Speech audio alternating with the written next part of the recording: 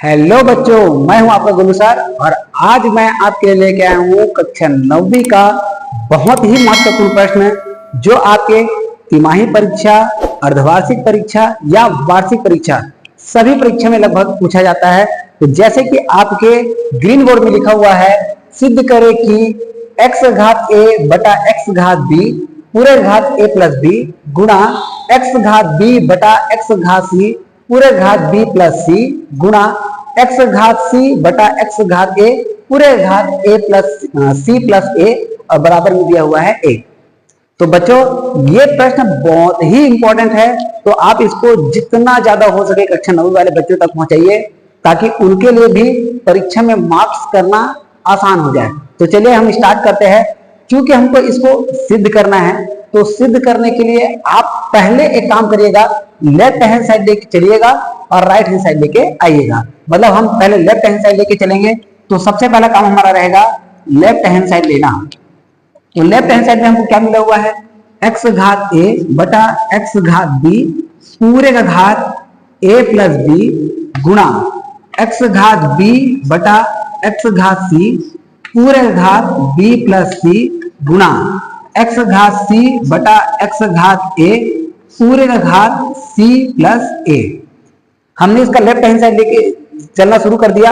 अब हमको टारगेट एक रखना है कि हमको लाना कितना है, एक। अब ध्यान समझिए, पहला काम तो इसमें लगने वाला है। हमने देखा कि यहाँ पर x घात a है और बटा में क्या है x घात b। जब आधार समान हो, आधार कैसा हो, समान, तो घातांक आपस में घट जाएगा। कब? जब वो भाग कर रहा होगा तब। आधार समान हो, भाग का चिन्ह हो तो घातांक आपस में क्या होगा, घटेगा। यहां पर जो प्रोसेस हम कर रहे हैं ना, वही यहां पर भी करना है, यहां पर भी करना है। तो एक बार का आप अच्छे से समझिए, बाकी सब आपसे इजीली बन जाएगा। तो यहाँ पर इन दोनों का आधार समान है, भाग का चिन्ह है, तो घातांक आपस में क्या हो जाएगा, घट जाएगा। तो इसको हम लिख देंगे x घात a माइनस b, और चूंकि पूरे घात a प्लस b है तो इसको हम लिख देंगे पूरे घात के रूप में a प्लस b। यहां पर जो हमने प्रोसेस किया सेम प्रोसेस यहां पर अपनाना है। तो गुणा में चूंकि इन दोनों का आधार समान है तो ये दोनों आपस में घटेगा, मतलब x घात b माइनस c और पूरे का घात क्या बचे हुआ पहले से b प्लस c। जिसको जब हम लिखेंगे तो x घात c माइनस a पूरे का घात c प्लस a। यहां पर एक का प्रोसेस यदि आपने किया तो दोनों का प्रोसेस आसानी से बन जाएगा। अब यहां पर आप बता दीजिएगा कि कौन सा आपने सूत्र लगाया। आपने लगाया a का घात m बटा a का घात m बराबर a का घात m माइनस m। अब नेक्स्ट प्रोसेस, यहां पर हमने देखा x घात a माइनस b है, पूरे घात a प्लस b है। जब घात के ऊपर घात हो, घात के ऊपर घात, तो घातांकों का आपस में होता है गुणा। मतलब यहां पर आप सूत्र लगाने वाले कौन सा, a का घात m और पूरे का घात n बराबर होता है a का घात m गुणा m। घात के ऊपर घात हो तो घातांकों का आपस में हो जाता है गुणा। तो यहां पर वही प्रोसेस अपनाइए। हमने देखा x घात a माइनस b, इसका गुणा हम कर देंगे किसके साथ, a प्लस b के साथ। सेम प्रोसेस इसमें अपनाइए। अब गुणा में हो जाएगा x घात b माइनस c और इसके गुणा में हो जाएगा b प्लस c।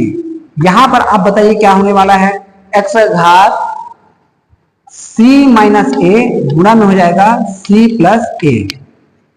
अब इसको जब आप देखेंगे तो आपको एक फार्मूला याद आ रहा होगा, a minus b a plus b. इसका सूत्र क्या होता है, a का वर्ग माइनस b का वर्ग। तो जो अप्लाई यहां पर कर रहे हैं ना, सेम यहां पर होने वाला है। ध्यान समझिए, a minus b a plus b का सूत्र क्या हमने बताया, a का वर्ग माइनस b का वर्ग।